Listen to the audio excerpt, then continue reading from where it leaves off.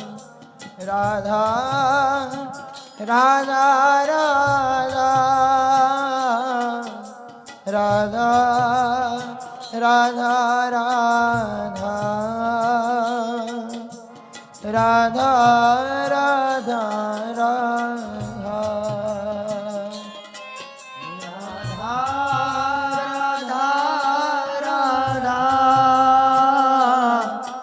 राधा राधा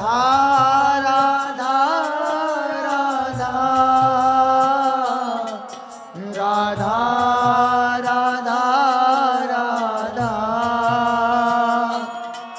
राधा राधा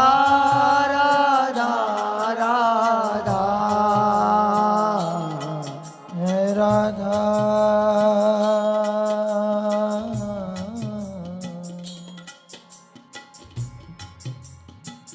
राधा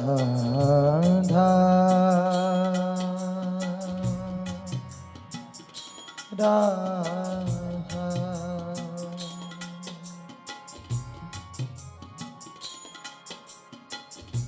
इतना तो